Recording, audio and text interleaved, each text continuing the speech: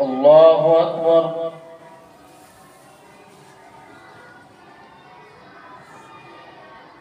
الحمد لله رب العالمين الرحمن الرحيم مالك يوم الدين إياك نعبد وإياك نستعين اهدنا الصراط المستقيم صراط الذين أنعمت عليهم غير المغضوب عليهم ولا الضالين.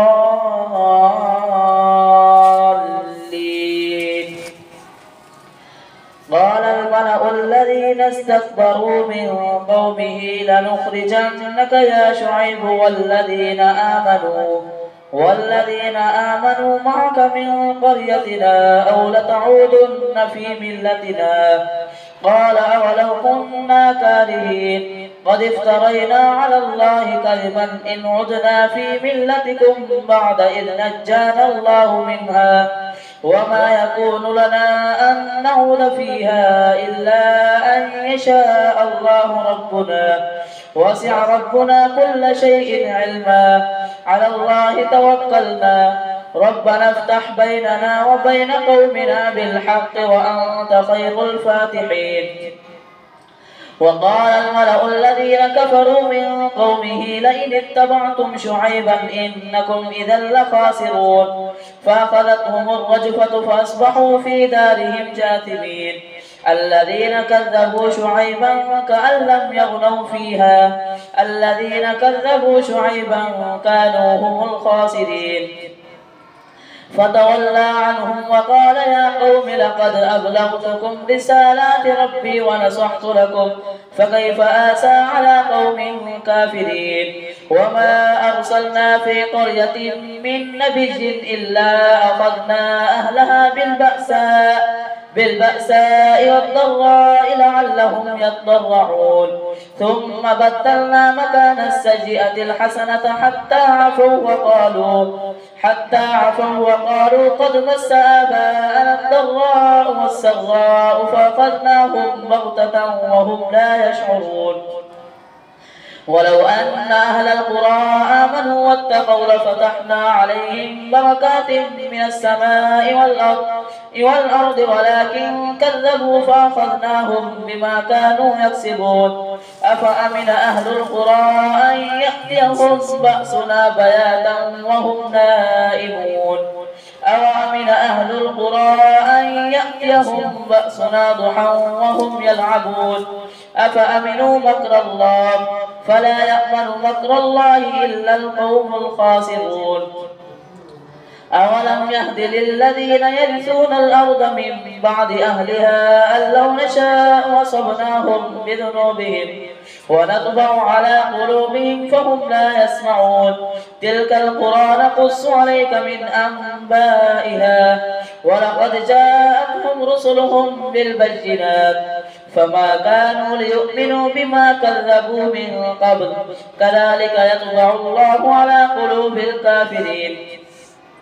وما وجدنا لأكثرهم من عهد وإن وجدنا أكثرهم لفاسقين. ثم بعثنا من بعدهم موسى بآياتنا إلى فرعون وملئه فظلموا بها فانظر كيف كان عاقبة المفسدين. وقال موسى يا فرعون إني رسول من رب العالمين حقيق على ألا أقول على الله إلا الحق قد جئتكم ببينة من ربكم فأرسل معي بني إسرائيل. قال إن كنت جئت بآية فأت بها إن كنت من الصادقين. فألقى عصاه فإذا هي ثعبان مبين ونزع يده فإذا هي بيضاء للناظرين. قال الملأ من قوم فرعون إن هذا لساحر عليم يريد أن يخرجكم من أرضكم فماذا تأمرون. قالوا أرجه وأخاه وأرسل في المدائن حاشرين يأتوك بكل ساحر عليم. وجاء السحرة فرعون قالوا إن لنا لأجرا إن كنا نحن الغالبين. قال نعم وإنكم لمن المقربين. قالوا يا موسى إما أن تلقي وإما أن نكون نحن الملقين قال ألقوا فلما ألقوا سحروا أعين الناس واسترهبوهم وجاءوا بسحر عظيم وأوحينا إلى موسى أن ألق عصاك فإذا هي تلقف ما يأفكون فوقع الحق وبطل ما كانوا يعملون فغلبوا هنالك وانقلبوا صاغرين وألقي السحرة ساجدين قالوا آمنا برب العالمين رب موسى وهارون قال فرعون آمنتم به قبل أن آذن لكم إن هذا لمكر مكرتموه في المدينة لتخرجوا منها أهلها فسوف تعلمون لأقطعن أيديكم وأرجلكم من خلاف ثم لأصلبنكم أجمعين قالوا إنا إلى ربنا منقلبون وما تنقم منا إلا أن آمنا بآيات ربنا لما جاءتنا ربنا أفرغ علينا صبرا وتوفنا مسلمين وقال الملأ من قوم فرعون أتذر موسى وقومه ليفسدوا في الأرض ويذرك وآلهتك قال سنقتل أبناءهم ونستحيي نساءهم وإنا فوقهم قاهرون قال موسى لقومه استعينوا بالله واصبروا إن الأرض لله يورثها من يشاء من عباده والعاقبة للمتقين قالوا أوذينا من قبل أن تأتينا ومن بعد ما جئتنا قال عسى ربكم أن يهلك عدوكم ويستخلفكم في الأرض فينظر كيف تعملون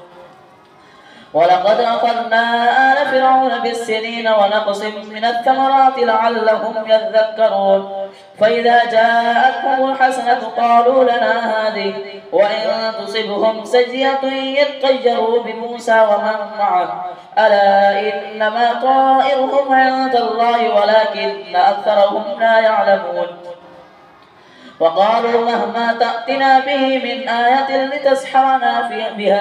لتسحرنا بها فما نحن لك بمؤمنين فأرسلنا عليهم الطوفان والجراد والقمل والضفادع والدم آيات مفصلات فاستكبروا وكانوا قوما مجرمين ولما وقع عليهم الرجس قالوا يا موسى ادع لنا ربك بما عهد عندك لئن كشفت عنا الرجس لنؤمنن لك ولنرسلن معك بني إسرائيل فلما كشفنا عنهم الرجس إلى أجل هم بالغوه إذا هم ينكثون فانتقمنا منهم فأغرقناهم في اليم بأنهم كذبوا بآياتنا وكانوا عنها غافلين وأورثنا القوم الذين كانوا يستضعفون مشارق الأرض ومغاربها التي باركنا فيها وتمت كلمة ربك الحسنى على بني إسرائيل بما صبروا ودمرنا ما كان يصنع فرعون وقومه وما كانوا يعرشون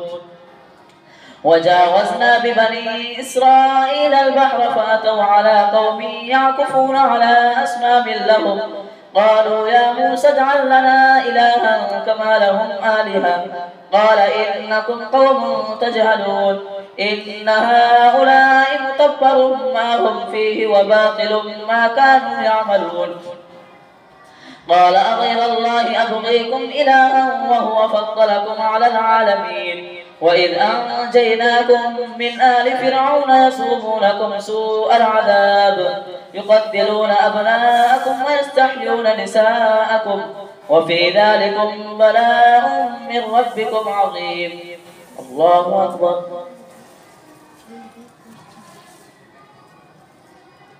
سمع الله لمن حمده الله أكبر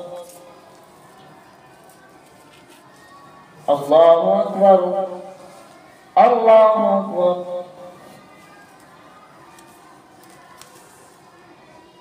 الله أكبر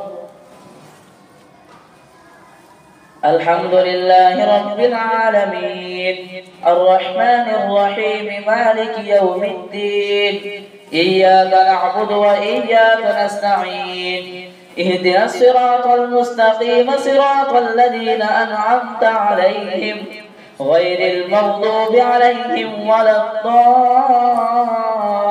الضالين. وواعدنا موسى 30 ليلة وأتممناها ب10 فتم ميقات ربه 40 ليلة.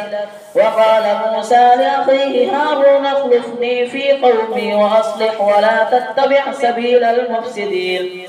ولما جاء موسى لميقاتنا وكلمه ربه قال رب أرني أنظر إليك قال لن تراني ولكن انظر إلى الجبل فإن استقر مكانه فسوف تراني. فلما تجلى ربه للجبل جعله دكا وخر موسى صعقا. فلما أفاق قال سبحانك تبت إليك وأنا أول المؤمنين. قال يا موسى إني اصطفيتك على الناس برسالاتي وبكلامي فخذ ما آتيتك وكن من الشاكرين. وكتبنا له في الألواح من كل شيء موعظة وتفصيلا لكل شيء فخذها بقوة وأمر قومك يأخذوا بأحسنها سأريكم دار الفاسقين. سأصرف عن آياتي الذين يتكبرون في الأرض بغير الحق وإن يروا كل آية لا يؤمنوا بها وإن يروا سبيل الرشد لا يتخذوه سبيلا وإن يروا سبيل الغي يتخذوه سبيلا. ذلك بأنهم كذبوا بآياتنا وكانوا عنها غافلين. والذين كذبوا بآياتنا ولقاء الآخرة حبطت أعمالهم هل يجزون إلا ما كانوا يعملون. واتخذ قوم موسى من بعده من حليهم عجلا جسدا له خوار ألم يروا أنه لا يكلمهم ولا يهديهم سبيلا اتخذوه وكانوا ظالمين. ولما سقط في أيديهم ورأوا أنهم قد ضلوا قالوا لئن لم يرحمنا ربنا ويغفر لنا لنكونن من الخاسرين. ولما رجع موسى إلى قومه غضبان آسفا قال بئس ما خلفتموني من بعدي أعجلتم أمر ربكم وألقى الألواح وأخذ برأس أخيه يجره إليه قال ابن أم إن القوم استضعفوني وكادوا يقتلونني فلا تشمت بي الأعداء ولا تجعلني مع القوم الظالمين. قال رب اغفر لي ولأخي وادخلنا في رحمتك. ولما رجع موسى إلى قومه غضبان آسفا قال بئس ما خلفتموني من بعدي أعجلتم أمر ربكم وألقى الألواح وأخذ برأس أخيه يجره إليه قال ابن أم إن القوم استضعفوني وكادوا يقتلونني فلا تشمت بي الأعداء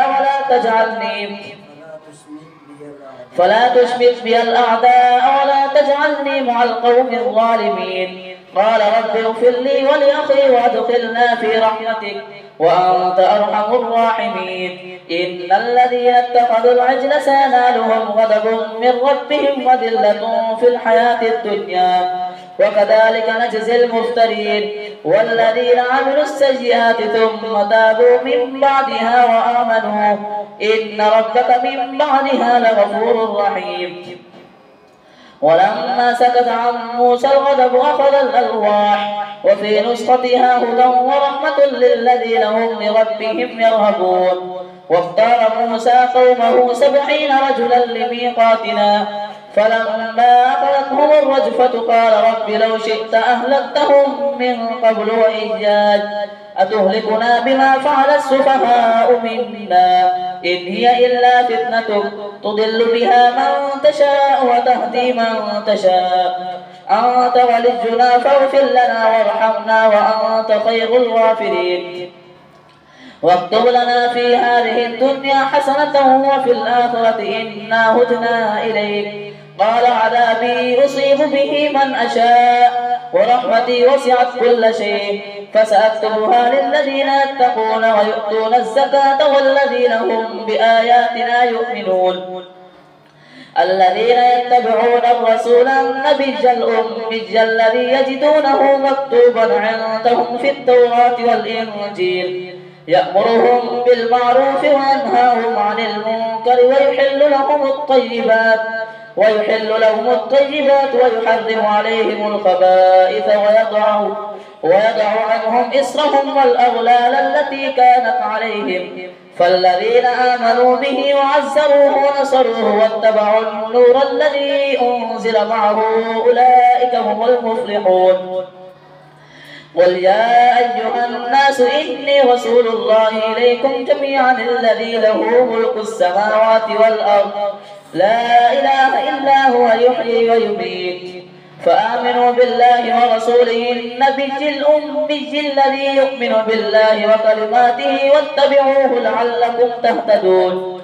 ومن قوم موسى أمة يهدون بالحق وبه يعدلون وقطعناهم 12 أسباطا أمما وأوحينا إلى موسى إذ استسقاه قومه أن اضرب بعصاك الحجر فانبجست منه 12 عينا قد علم كل أناس مشربهم وظللنا عليهم الغمام وأنزلنا عليهم المن والسلوى كلوا من طيبات ما رزقناكم وما ظلمونا ولكن كانوا أنفسهم يظلمون. وإذ قيل لهم اسكنوا هذه القرية وكلوا منها حيث شئتم وقولوا حطة وادخلوا الباب سجدا نغفر لكم خطيئاتكم سنزيد المحسنين. فبدل الذين ظلموا منهم قولا غير الذي قيل لهم